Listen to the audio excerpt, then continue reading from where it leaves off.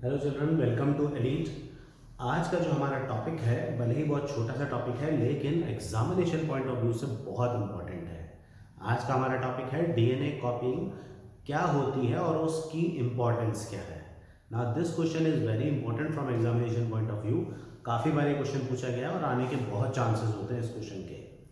तो सबसे पहले हम ये डिस्कस करें कि what actually is DNA कॉपिंग। DNA होता क्या है, डीएनए कॉपिंग का मतलब क्या होता है, ये बहुत ज़रूरी है क्योंकि जब हम इसके इम्पोर्टेंस की बात करते हैं तो हमें ये भी तो पता होना चाहिए कि भाई डीएनए एक्चुअली होता क्या है और डीएनए कॉपिंग का मतलब क्या है। ये बड़ी अच्छी बात कही आप। ठीक है, तो फिर हम मूव करते हैं नेक्स्ट स्लाइड पर देखने के लिए व्हाट एक्चुअली इज डीएनए।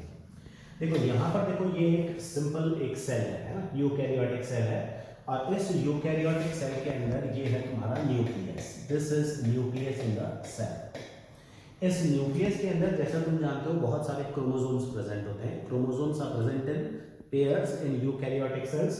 तो ये पेयर्स की फॉर्म में क्रोमोसोम्स प्रेजेंट है। Now these chromosomes are made up of a substance, a genetic material which is DNA.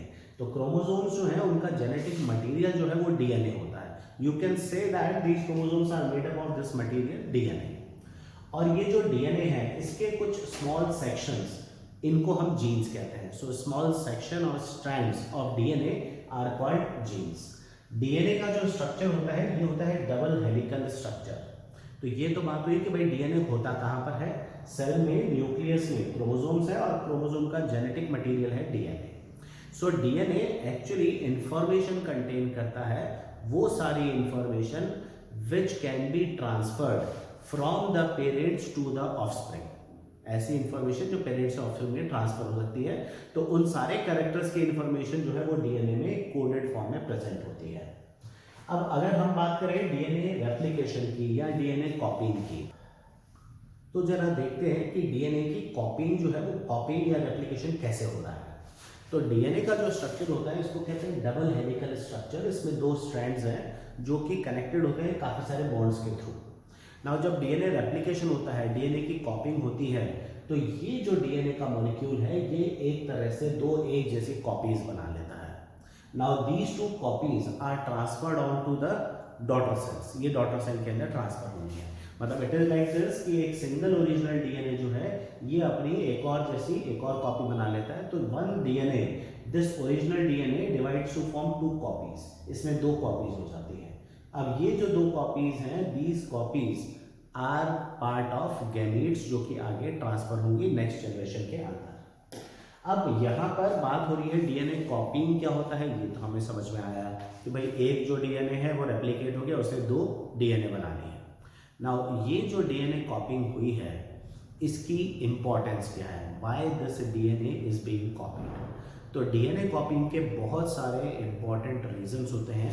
पहला जो है वो है कि हर daughter cell, this DNA is will be transferred to the daughter cell. तो जो डॉटर सेल है उसके अंदर जो डीएनए आएगा उस डीएनए में पेरेंट की सारी इंफॉर्मेशन होगी। This will be information of the parent only. जैसा पहले से देखो, जैसे ये एक ओरिजिनल डीएनए है, इसके दो स्ट्रैंड्स हैं। इसको सिंप्लीफाई करने के लिए यहाँ पर ऐसा क्या है कि भाई इसके दोनों स्ट्रैंड्स कैसे हैं, ये दोनों स्ट्रैंड्स हैं, दीज आर रेड कलर्ड। यहाँ पर तुम देखो एक रेड और एक येलो कलर का स्ट्रैंड है। तो ये येलो स्ट्रैंड जो है ये ऑफस्प्रिंग का डीएनए हो गया। तो रेड स्ट्रैंड एक पेरेंट से मिला है, इसकी कॉपिंग हुई है, उससे एक स्ट्रैंड मिला है और दूसरा स्ट्रैंड जो है वो दूसरे पेरेंट से आया है। तो ऑफस्प्रिंग के अंदर जो डीएनए आया है वो एक पेरेंट से एक सेट आया है और दूसरे पेरेंट से दूसरा सेट आया है। तो ऑफस्प्रिंग का जो डीएनए है that is basically mix of DNA of two different parents.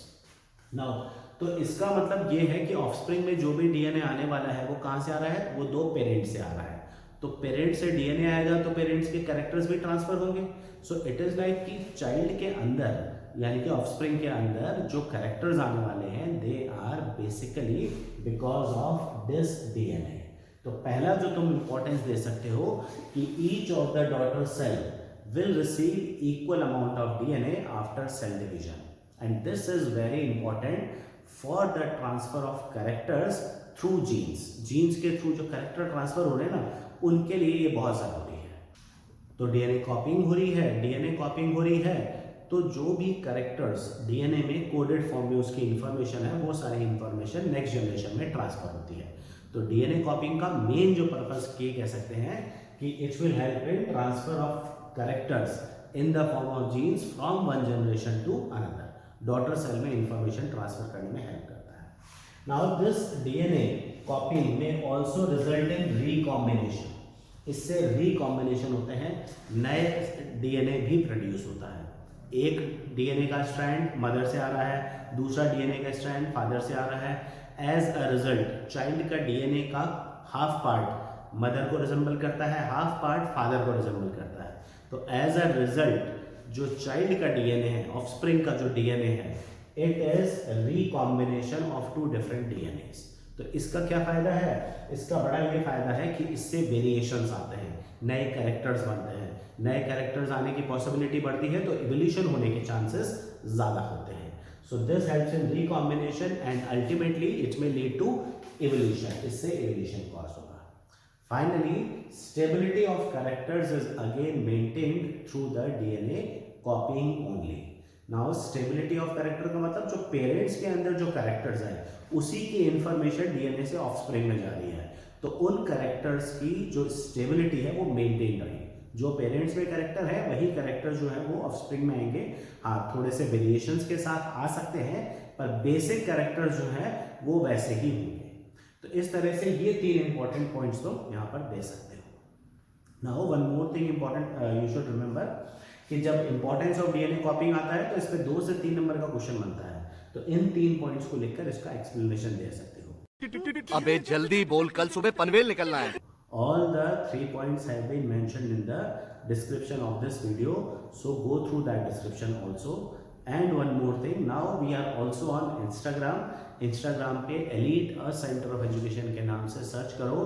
ये सारा मटेरियल जो टेक्स्ट है तुम्हें Instagram पर भी मिल जाएगा। And please follow the Instagram page also. You can search it by the name of Elite A Center of Education.